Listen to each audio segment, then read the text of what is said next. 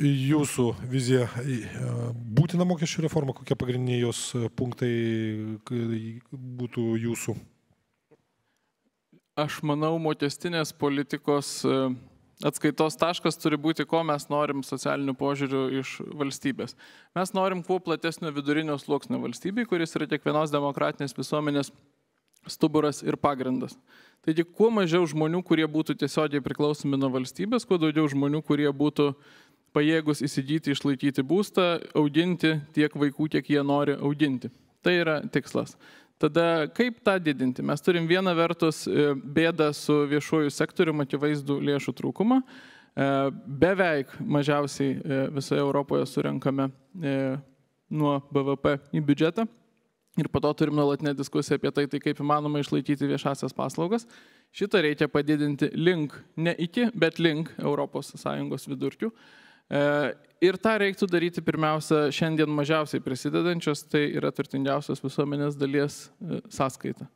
Šiandien mes turim neproporcingai daug surenkama iš pridėtinės vertės mokesčio, kuris labiausiai paliečia mažiausiai uždirbančius.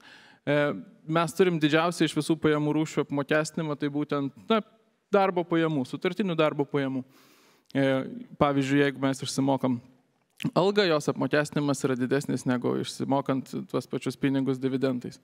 Tai reikėtų vienodinti apmokestinimą skirtingų pajamų rūšių, reikėtų jį progresinti, neradikaliai, bet šiek tiek tai turi egzistuoti. Ir reikėtų dar vadovautis vienu principu, tai yra, kad įvairūs mokesčiai, specifiniai mokesčiai neturi sukelti nepakeliamų neigiamų pasiekmių gyventojams. Pavyzdžiui, pernai mes turėjom diskusiją Lietuvoje apie nekilnojamo turto mokestį, gana aštrią.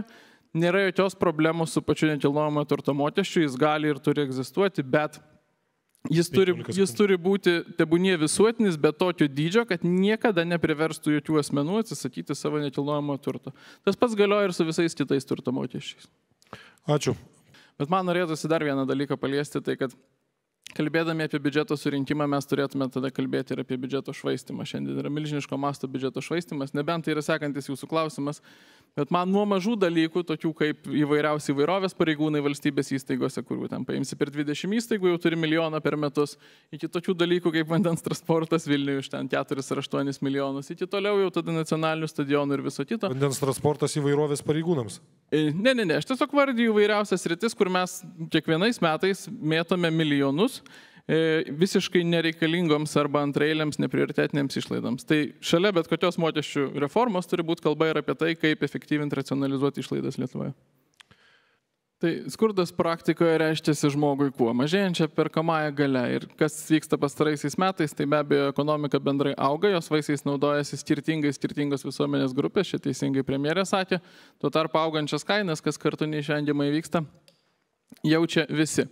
Skirtingos turbūt yra trys pjūviai, kurios norisi paliesti. Vienas ypatingai tai yra seniorų skurdas, apie 40% berods yra toje grupėje. Ir čia pirmas dalykas, ką tikrai reikia padaryti, tai atsisakyti valstybės biudžetinių priemokų antrosios pakopos kaupimui, atiduoti tuos pinigus atgal į sodros biudžetą ir skirti pensijoms jau dabar. Jeigu taip apytiksliai skaičiuojant, turbūt vien iš to būtų galima 40 eurais iš karto pakelti į mėnesį pensijų dydį. Aišku, to yra maža, indeksavimas nepasiveja infliacijos ir reikia tą indeksavimą irgi aštrinti.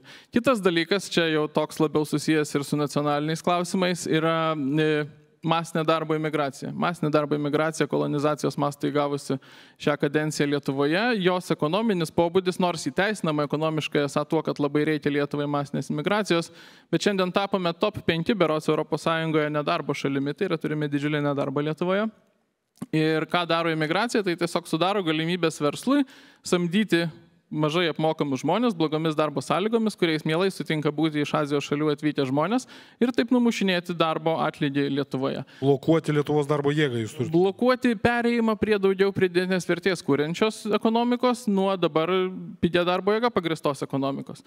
Ir trečias dalykas be abejo yra žmonių, kurie yra nuolatiniam nedarbe įstrigę ištraukimas iš ten. Aš manau, kad va čia tai priešingai reikalingi ir jautresni ėjimai, yra reikalinga sudaryti sąlygas, gal dar gauti ir valstybės pagalbą, matau, grįžus dirbti, kad tik tai būtų pereita, nes tai yra įpročių klausimas, pereita prie vis dėlto įpročių dirbti.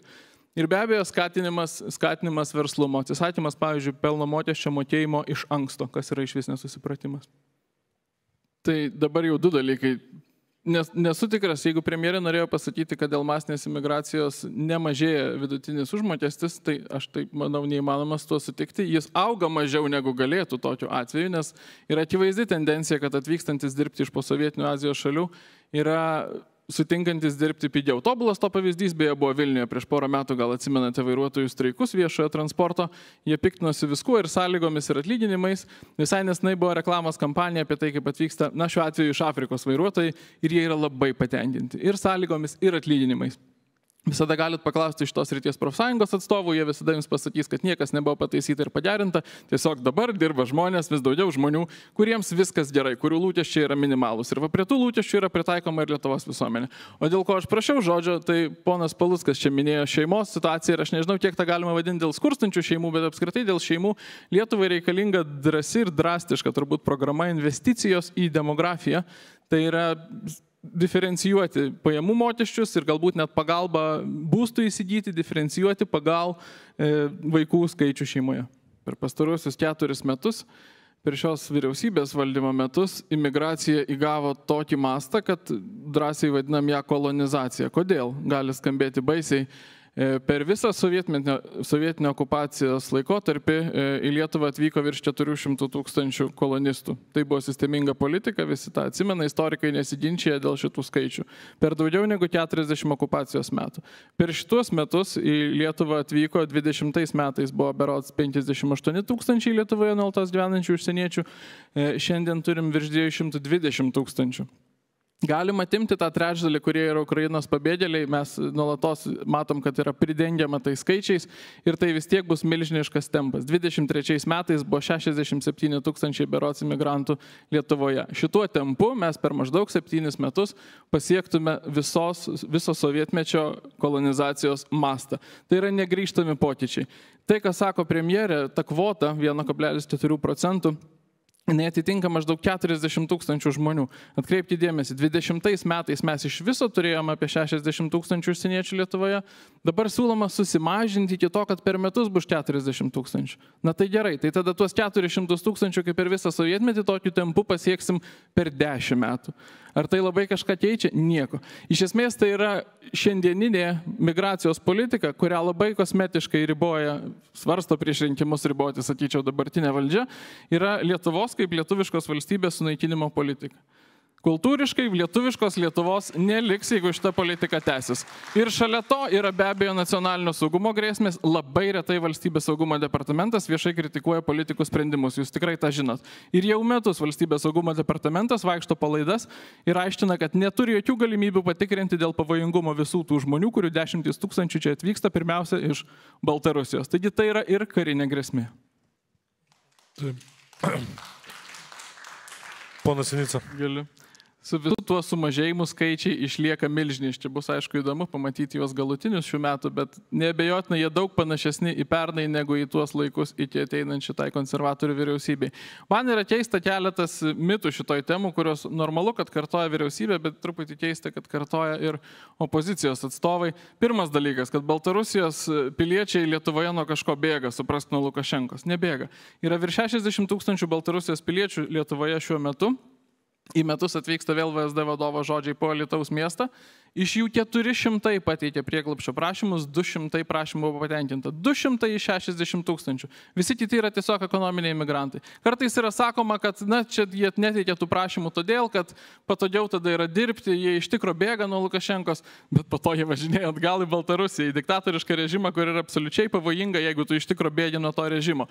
Nieko jie nebėga. Kitas mitas - kvalifikuota darbo jėga. Migracijos departamentas sakė, labai daug susikaupė visko. Migracijos departamentas sakė praėjusiais metais direktorė viešai LNK žiniose berods, kad 1500 iš virš 50 000 atvykusių 23 metais buvo kvalifikuota darbo jėga, likusi nekvalifikuota darbo jėga. Tai vėlgi mitas. Ir tie mitai kartojasi ir kartojasi. Mes negalim integruoti visų tų žmonių, mes ir nenorim, tiesą sakant, bent jau vyriausybė nenori, nes valstybinės kalbos reikalavimų netaiko. O valstybinių mokyklų kad pereitų nuo rusų kalbos prie valstybinės kalbos, irgi kategoriškai atsisako. Mes faktiškai turim nuostatą, kad reikia priimti labai daug žmonių ir sudaryti jiems sąlygas gyventi rusiškame pasaulyje. Bet kas vyksta iš tikrųjų šios kadencijos metu, atidaryta virš 30 vadinamų išorinių paslaugų centrų užsienio šalyse, verbuoti iš esmės kuo paprastesnėmis procedūromis atvykti, padėti į Lietuvą dirbti žmonėm, kurie, na vėl, jūs sakot, nesivadovauti statistiką, bet negaliu nesivadovauti statistiką, absoliuti dauguma yra nekvalifikuoti ir dirba nekvalifikuotus darbus. Jiems yra mokama išmoka už tai, kad atvyksta, juos priimančiam darbdaviui yra mokama išmoka už tai, kad atvyksta, jiems viskas yra supaprastinta, nenatūraliai kažkaip atsitiko visas šitas 10 000 srautas, tai yra nauja politika ir ar jie trumpalaikė. Per pirmą pasisakymą šitoj temai premjerė pasakė, kad jie atvyksta dirbti, bet ne čia gyventi.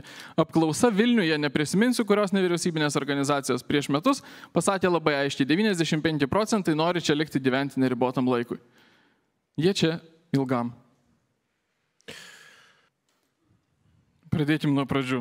Nacionalinės valstybės pagrindas yra nacionalinė tapatybė.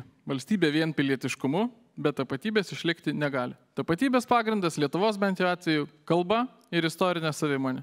Istorinė savimonė pagrindė laisvės kovų istorija, tokia jau ta mūsų istorija, taip yra. Ir genocido rezistencijos tyrimų centras yra nuolatinių ginčų ir skandalų akiratyje iš esmės todėl, kad šiandien yra vienintelė susijusi institucija, nuosekliai ginanti laisvės kovų istoriją nuo bandymų ją perrašyti. Jūs labai sąžiningai paklausėt, ar turėtų būti daugiau holokausto tyrimų ir daugiau dėmesio tam mūsų istoriniai atminti, mokymai ir taip toliau. Ne. Niekada nebūna per daug tyrimų, bet santykinai būna. Ir šiandien santykinai yra visiškai iškreiptas santykis, labai daug dėmesio holokaustui, labai mažai dėmesio Birželio sukilimui, dėl ko daugybė mitų kyla ir klesti tiek Lietuvos visuomenėje, tiek užsienyje apie mus, kur labai sėkmingai, kartais beje ironiškai už Lietuvos lėšas, kaip Vanagaitis knygos atveju yra anglų kalba platinama visam pasauliui mitai apie mūsų tariamus nusikaltimus. Tai genocido rezistencijos tyrimų centras labai blogai, kad buvo politizuotas, kad buvo įvykdyta šita reforma, gal dar bus įmanoma ją sustabdyti. Iš esmės esu tikras, tai buvo padaryta tam, kad nebeliktų tokios institucijos, kuri šitą bandymą perrašyti Lietuvos istoriją stabdytų. Jūsų generalizavimu nesutikčiau, yra labai daug žmonių, kurie tyrinėja holokaustą ir niekaip neprisideda prie rezistencijos juodinimo, bet yra visame tame spektre ir choras žmonių, kurie sako, kad kadangi Lietuvoje vyko holokaustas, kadangi, čia prasideda nesutarimas, lietuvių tauta už jį atsako, mes turim daugiau kalbėti apie holokaustą ir mes negalim jokia prasme didžiuotis Birželio sukilimu, kuris esą, nesutinku, 41 vasarą ir sudarė sąlygas įvykti holokaustų Lietuvoje. Vat toks naratyvas yra, aš esu beveik tikras, kad jeigu ta reforma bus įgyvendinta, nes kol kas tik priimta, tai toks naratyvas įsitvirtins ir genocido rezistencijos tyrimų centre. Geriau, kad taip neįvyktų, labai svarbu, kad taip neįvyktų. Su pora dalykų negaliu sutikti, tai 15 sekundžių, su premjerė sako, kad lėšos buvo didinamos, tiesa, kažkiek buvo didinamos, bet visame tame diskusijoje viešoje erdvėje per reformos debatus, iš esmės nebuvo sakančių, kad finansavimas yra pakankamas. Ir reformos šalininkai ir priešininkai sakė, kad finansavimas yra labai mažas. Paulė Kuzmickienė, jūsų kolegė, nuolat kartojo, kad kai padarysim reformą, tai yra kai centro veikla ir kryptis pasikeis, va tada ir finansavimas bus normalus. Pone Sinica. Dėl narystės sutarimas, aš manau, yra absoliutus tiek ES, tiek NATO. Lietuva privalo būti nare tiek, kiek bus apskritai šitos organizacijos. Bet yra niuansų. Štai kokių. Abi šios organizacijos pastarųjų metų šiek tiek kliba. NATO kliba ta prasme, kad mes matom vis didesnį JAV izoliavimąsi ir abejingumą Europos reikalams. Šito fone mes neišvengiamai tai Europa ir ypatingai Rusijos pafrontės valstybės turim vis labiau rūpintis tiek atkreipti vis dėlto išlaikyti JAV kaip svarbiausias NATO narės dėmesį mūsų regionui, tiek ir rūpintis savo pačių savarankiškų saugumu, nes tiek užtikrintumo, tiek buvo stojant į NATO dėl jos įsipareigojimų vykdymo, šiandien jo yra akivaizdžiai mažiau. Ir su ES kiek kitokio pobūdžio niuansas. Poreikis jos buvimo yra bendras, bet yra labai keistas reiškinys, virš nacionalinių ES institucijų vadovai jau kelintą kadenciją stumia, taip vadinkim, gilesnį integravimąsi, daugiau funkcijų toms virš nacionalinėms institucijoms, mažiau funkcijų valstybėms. Kas įdomu, ES faktiškai išlaikančios ją įsteigusios vakarų Europos šalys yra skeptiškiausios ryškiausios tam. Jos sako, daugiau funkcijų mums, mažiau to gilesnio federalizavimosi į supervalstybę. Ir va čia gimsta įtampa. ES institucijos pačios kėsinasi sugriauti ES Brexito pavyzdžių. Makronas yra tas sakęs prieš keletą metų, jeigu aš leisčiau Brexit tipo referendumą Prancūzijoje, turbūt prancūzai nubalsuotų už. Apklausos rodo panašius skaičius Italijoje, kartais rodo net Vokietijoje. Jie niekada nėra dauguma už išstojimą, bet visada yra netoli to, apie 40%. Ir ką tai reiškia? ES turi sustabdyti savo griežimas, aš turiu galvoje institucijas, savo griežimas į daugiau galių tam, kad nepakenktų pačios sąjungos išlikimui. Mūsų interesas yra ES išlikimas, neabejotinai, bet tam išlikimui reikia, kad ES nepiknaudžiautų pretenzijomis faktiškai paversti ją vieną supervalstybę. Aš VU studentas Augustas Jurgelėnas ir jums klausimas, pratęsiant užduotą klausimą, sakote, ES reikia būtinai likti, vakcinos pirktos, taip toliau, bet pavyzdžiui, kaip ES susitvarkė su migrantų krize? Kodėl mes, klausydami ES nurodymų, privalėjome įsileisti migrantus, kurių mes nesugebame integruoti, kurie kelia mums saugumo problemas? Dabar tas pats yra su Baltarusijos opozicionieriais, visais, kurie čia atvažiuoja dirbti, slėptis nuo Lukašenkos, jie grįžta atgal į Baltarusiją. Apie kokį bėgimą mes šnekam? Jūs taip pat kažkuris teigiate, kad ar jūs visi, kad jie dirba, bet jūs pravažiuokit vidury dienos, Vilniuje, praeikit Akropolį, jūs girdėsit rusakalbius. Jie nedirba, jų dirba labai mažas procentas. Ir jie iškreipia mūsų darbo rinką ir mūsų visus rodiklius. Tai apie migrantų krizę, būtent nelegalių migrantų. Tada, prieš 10 metų, kai vyko didžioji banga ir susiję atgarsiai dabar. Kas įvyko tada? Tada Angela Merkel pasakė iš esmės visam pasauliu, kad refugees welcome. Ir prasidėjo ta banga. Jinai turėjo įvairių priežasčių tose kilmės šalyse, Afrikoje, Azijoje, bet kol nebuvo kvietimo, ta banga nekilo. Be abejo, kad pasiekmes patyrė įvairiausios šalys, ypatingai Pietų Europoje.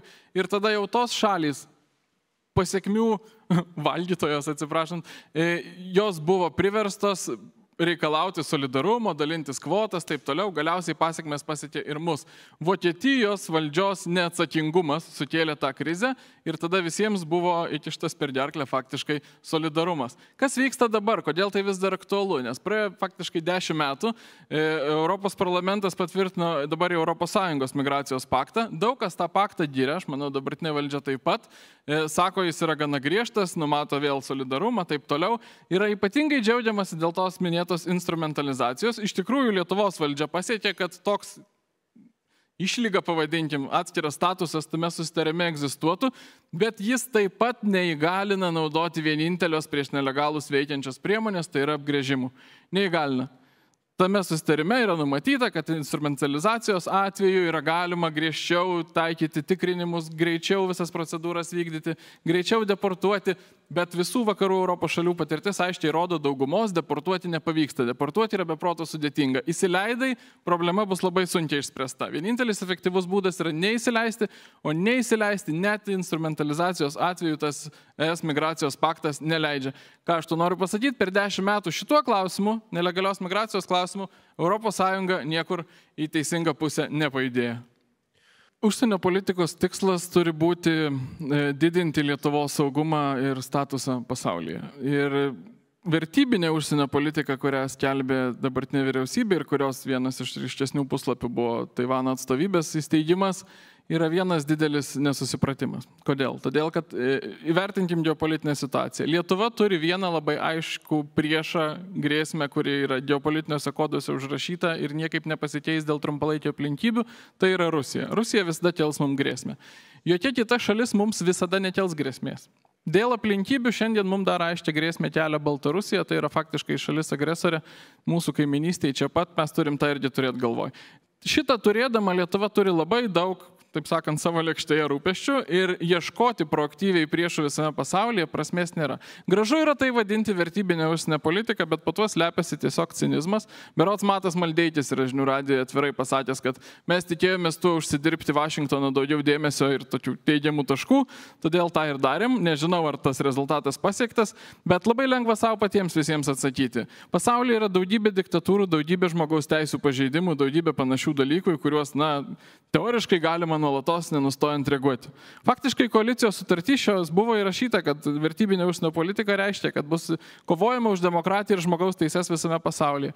Bet tai yra neįsivaizduojamas tikslas, kurio niekada niekas istorijoje nebandė realizuoti. Visame pasaulyje, vykstant visiems tiems dalykams, yra tiesiog kažkaip selektyviai išsirenkama, kad štai čia mes sukovosime su žmogaus teisų pažeidimais, čia mes padėsime šitai šaliai siekti suverenumo ar dar kažko. Taip sukuriant tas pasiekmes, kurias turėjom. Iš principo, beje, kalbant konkrečiai apie Taivano atstovybę, yra įmanoma ir normalu ir tikslinga padėti šitai šaliai siekti jos tikslų. Bet vienintelis variantas kartu su visa Europos Sąjunga, o ne kaip išsišokėliams. Tai mes padarėm tą visiškai netinkamų būdų, nors tikslas konkrečiai Taivano atžvilgiu gal ir buvo nieko. Turbūt reikia pradėti nuo to. Nėra ką pripažinti. Šiandien Palestina, tai ką pripažintume kaip Palestinos valstybė, yra klasifikuotųsi failed state, neįvykusi valstybė. Valstybė, kurio faktiškai nesusitvarko su pagrindiniam valstybės funkcijom ir realiai ten veikiančios valstybės nėra. Ja iš esmės valdo teroristinė ar pusiau teroristinė organizacija. Visuomenės bent pusė pagal paskutinės mano matytas apklausas atvirai palaiko teroristinius veiksmus, įskaitant ir spalio 7, teisingai, veiksmus. Ir tai yra iš esmės pagrindiniai faktai, kuriuos turim suprasti apie šitą visuomenę. Yra kitas momentas, tai yra kaip vertinti tai, ką dabar atsakomosius veiksmus daro Izraelis. Vienareikšmiškai Izraelis turi teisę gintis ir turi teisę netgi ir pulti, nes užpulta šalis turi teisę pulti savo gynybiniam kare. Jie dabar tą ir daro. Tie veiksmai, mano supratimu, yra šiandien jau niekur nevedantis ir aš negaliu rasti niekur, čia jau kaip politologas turbūt negaliu rasti atsakymo, ko tikisi Izraelis dabartinę savo politiką. Todėl, kad šitą politiką negali išvesti iš to užburto rato, pusę šimtmečio mažiausiai daugiau jau trunkančio, tos neapykantos dviejų visuomenių. Iš esmės, arba Izraelis tęsdama šitos veiksmus išžudo visus Gazos ruožo gyventojus, kas yra neįmanoma ir aš tikiuosi, kad jie patys to nesvarsto, arba ten bus tiesiog užaudinta nauja didžiulės neapykantos Izraeliui karta. Vadinasi, būdamas, mano galva, istoriškai, politiškai ir kitom prasmėm teisioji pusė šitame konflikte, Izraelis šiandien vykdo neteisingus veiksmus. Šitos du dalykus reiktų atskirti. Ir paskutinis dalykas, kas galėtų galbūt išvesti, čia sunkiausias, aišku, klausimas turbūt 20-ojo amžiaus istorijoje, bet kas galėtų išvesti iš tos situacijos, mano galva, teisingų kelių vedė Abraomo susitarimai, jeigu taip jais galima vadinti, kurių esmė yra iš esmės sutelkti arabų šalis spaudimui Palestinai vis dėlto priimti kokį nors susitarimą, kurio jinai šiandien be to arabų šalių spaudimo nenori priimti. Tai, man atrodo, vienintelis šiandien realus kelias. Ačiū. Jūs matote kokių nors, nežinau, keistinų dalykų tobulintinų? Mes gal tik problemos mastą ne visai pripažįstam. Iš tikrųjų, Lietuvos laikysena dėl Ukrainos tarptautiniai arenai yra teisinga. Ukrainos pergalė yra mums būtina ir tai ne kažkoks altruistinis, o egoistinis interesas. Mūsų išlikimas priklauso nuo Ukrainos. Aš mėgstu tokią baisią frazę, bet aš manau, ji visiškai teisinga. Jeigu kaip beveik visi nuo Vašingtono iki Maskvos tikėjosi per pirmas kelias paras karo būtų kritęs Kievas, tai būtų atėję ir pas mus, tada iš karto, vienareikšmiškai Putino kariuomenė. Tai mes išvengėm šito, mes laimėjom laiko, mes dabar turim galimybę vieną vertus ruoštis viduje gynybai ir privalom tą daryti. Sakyčiau, tik pastaruoju metu pradėjom tą daryti, prieš tai 3 metus nedarėm. Kita vertus yra politika užsienyje ir aš manau, kad Lietuvos laikysena šiuo atžvilgiu yra teisinga besąlygiškai reikalauti tos paramos ir atsakomybės solidarumo prieš Ukrainą. Tik jūs turbūt visi jaučiat, Lietuvoje yra toks tiek žiniasklaidai, tiek politikų kalbose sukurtas fonas, kad štai JAV respublikonai tai būtų tie, kurie nepadeda, o JAV demokratai tai padeda. JAV demokratai irgi nepadeda. Štai kaip tik šiandien atsiuntė Pulkininkų asociacija, atsiuntė kvietimą pasirašyti tokį kreipimąsi, į Bideną šiek tiek šaržuosiu, bet Bidenai leisk naudoti raketas Rusijos teritorijoje. Tai yra tragiška situacija. Tie, nuo kurių visiškai priklauso, ne nuo Ukrainos šiandien priklauso Ukrainos likimas, ta prasme, kad Ukraina iš savo pusės daro viską. Ji turi korupcijos problemą, kitas problemas, bet iš savo pusės daro absoliučiai viską. Ko jai trūksta, tai adekvačios pagalbos. Tos pagalbos nėra. Nėra prie tų prodemokratiškų, prie tų solidarių vyriausybių šiandien vakaruose, pradedant Bidenu. Tai mums reikia adekvačiai vertinti, kad bendras kontekstas Vakarų Europoje ir JAV yra toli gražu netoks geras kaip pas mus Rusijos grėsmės suvokimo atžvilgiu ir kad visus ten reikia įtikinėti ir šventųjų kažkokių ten nėra. Jeigu bus ta tendencija, kad kaip kiti mėgsta vadinti radikaliai, aš tiesiog sakyčiau, tikra dešinė laimės daugiau pergalių Europoje, tai tik tikra dešinė Lietuvoje galės įtaigiai juos įkalbinėti iš to klausimu. Aš turiu nuojautą, kad į mane reaguoti jūs nenorėsit. Tai galėtų, bet nesvarbu. Rheinmetall gerai, kad ateina, nors ir labai svarbu yra plėtoti lietuvišką ginklų pramonę. Du dalykai. Vienas apie tą taiką yra natūralus žmogiškas taikos noras ir jis veda prie to mąstymo norais, wishful thinking. Mes dabar labai daug jo matom. Norėtųsi taikos, bet ji nėra įmanoma. Rusija mąsto tik galios kategorijom ir jinai gali priimti tik tiek taikos, kiek ją privers. Tai yra, ji nepuola tik tų ir tais atvejais, kai bijo. Ir vadinasi, visiškai nuo pasiruošimo gintis ir nuo pasiruošimo karui priklauso tai, kiek taikos gali turėti šiandien. Tai Ukrainoje greičiausiai anksčiau ir vėliau bus atsisėsta prie dėrybų stalo, bet reikia suvokti, kad jis bus laikinas, įsitvirtins kažkokias sienas, kurios bus laikinos ir tada bus, nežinau, ar 5 ar 10 metų klausimas, kada Rusija vėl puls. Labai nesinori daugam to girdėti, galbūt negerai yra apie rinkimus taip sakyti, bet vat toks yra šiandien geopolitinis kontekstas, kuriame gyvenam. O kitas dalykas, pamečiau kitą dalyką. Tai nieko tokio, tai gal premjerė Jiras. Čia trūksto ir pedagogų, ir specpedagogų, ir švietimo sektorius, ir socialinis sektorius labai kenčia dėl visko. Daugumą plečia ir palaiko vis dėlto verslą ir privatų sektorių, tai vat jūsų kaip rinkiminiai pažadai stiprinimo viešojo sektorio politiką. Ačiū. Taip. Tai turbūt du dalykai. Viena vertus, pats pirmas sakinys turbūt šitoj diskusijai, nuo kurio pradėjau, buvo, kad Lietuva yra dugne Europos Sąjungoje pagal tai, kiek surenka į biudžetą ir mes privalom rinkti daugiau. Tai čia gal ir į kairę skamba šitas sakinys, bet kitas sakinys ir antras dalykas yra į dešinę. Mes švaistom begalinius pinigus, kuriuos galėtume skirti viešajam sektoriui ir turėtume skirti viešajam sektoriui. Ir jeigu reiktų išskirti vieną sritį, tai mes tam, ką plačiaja prasme galim pavadinti žaliuoju posūkiu, švaistom tuos pinigus. Yra vienareikšmiškai pagrįsta rūpintis ekologiją ir žmogaus poveikiu klimato kaitai, bet turėkim galvoje, ir čia aišku yra ir ES vaidmuo ir taip toliau, bet Lietuva yra viena mažiausiai teršiančių šalių apskritai pasaulyje. Mūsų indėlis čia blogąja prasme yra labai mažas, mūsų įsipareigojimai šiandien yra labai dideli ir naudodamiesi tais mitais ir tą patogią aplinkybę, kad daug čia padeda ir ES savo injekcijomis, mes milžiniškus Lietuvos biudžeto lėšas numatome skirti atsinaujinančios energetikos, žaliojo vandenilio įvairiems kitokiems projektams. Per milijardą turbūt šitą kryptim nukreips. Vien Vilnius įsipareigojo leisti 400 milijonų tam, kad taptų klimatui neutralus per artimiausius keletą metų. Ir vat čia yra pačios didžiausios lėšos, kur visus kitus švaistymus kartu sudėjus turbūt būtų neįmanoma pasiekti panašios sumos. Čia slepiasi labai daug pinigų mokytojams, gydytojams, susisiekimui ir kitom viešosiom paslaugom. Ačiū.